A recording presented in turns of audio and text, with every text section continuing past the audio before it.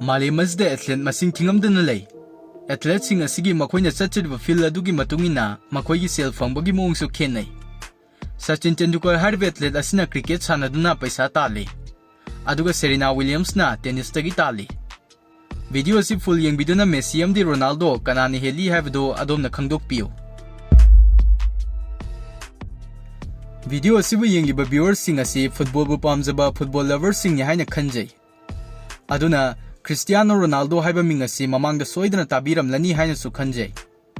Cristiano Ronaldo malemazda leriba athlete singi marakta sel khwai yamna tanma ngamba ani suba athlete adu oiri. Ahamda leriba athlete adu kanano haiba khanglagadi comment thambiramo. Cristiano Ronaldo Portugal gi yam lairaba imung amada poklammi. Aduga makhoigi imungi mioi pumnamak room amada punna leiminnarammi. Mahakna sahi taraga marikhak surakpa matamda school thadoktuna football sanabda hena focus piba horakhi. Mazagi sumhonarakuna 2019 dadi mahakna sahi amada $109 million tanma ngamlakhi. Indian rupee da 817 crore oiribani. Chahi amagi mamang 2018 da Ronaldo Juventus Football Club asiga chahi marigi oiva contract sign tawrammi. Club asina Ronaldo bo chahi amada $64 million piduna lairibani. Adu wargadi chahi marigi matam masdadi $256 million oiribani. Indian rupee dadi 1900 crore ni. Real Madrid tagi Juventus ta chatpagi transfer fees $117 million Real Madrid club na Ronaldo da piki. Samna transfer sign khak tawbagi damak crore sanipan go humdra ase Ronaldo da piki haibani. Ronaldo ge income ase football khaktagi natte. Brand endorsement dagi 330 crores ase chahi khudingi Ronaldo da laklammi. Khangjin bayai Messi ge oina endorsement dagi lakpa senfam ase chahi amada 90 crores oiribani. Masida sunatana Clear Healthcare, Take Hair, Herbalife amadi Toyota gumba company kyaga so partnership oiribani. Adubu Ronaldo gi oina sel khwai yamna lakpa company ama hairagadi Nike company asidagini. Nike company gi full explanation video mamangda thagachakre. Link description da hapsaramge soidana yengbiyo. Nike company asidagi mahakna 1 billion hena phangba ngamlami. Mahaki source of income asi sports amadi brand endorsement asidagi khak natte. Business tawduna mahakna sel kya amasu tali. Ronaldo masagi hotel ani lay mamingna Pestana CR7 kawe.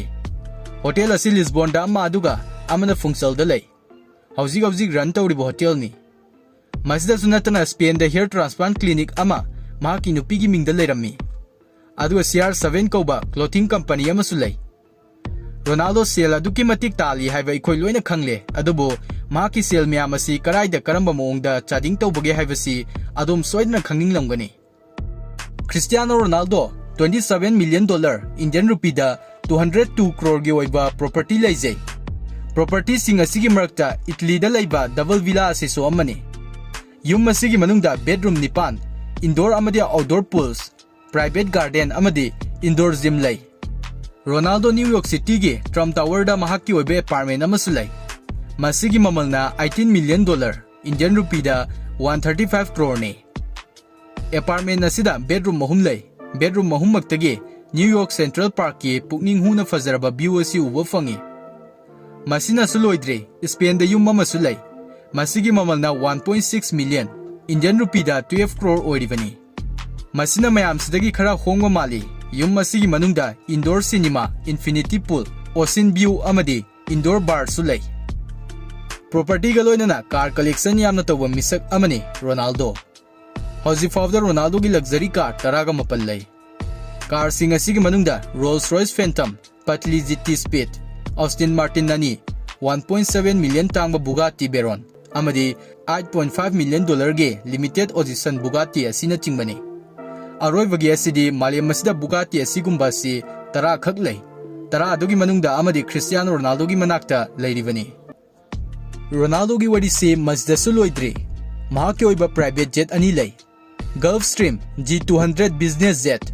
Jet asigi mamalna $19 million Indian rupee da 145 crore muk oiribani. Amana Gulfstream G650 ni. Masigi mamalna $64 million Indian rupee da 480 crore muk oiribani. Jet asi subnagi mioi nipan khak tongba yanaba akhanna semkiba jet ni. Jet asi manung mapan animag Ronaldo gi apama matungina design tawkibani. jet asi China, Greece, America amadi mafam khuding da chatpa matamda athingba amata leite. Ronaldo firon amadi khudang ghari da su sel chading yamna tawba misak amani. Mahaki manakta Rolex GMT Master IC hariba $485 tangba khudang ghari asi lei. Crore ahunga lakh humdra tangba masigi khudang ghari asi diamond amadi white gold tana leitingduna semkhibani. Ronaldo ki sel miyam asi leiragadi adom karimakti tawgani habdu comment ta thambiramu. Aduga like share amadi subscribe su tawsinbiramu.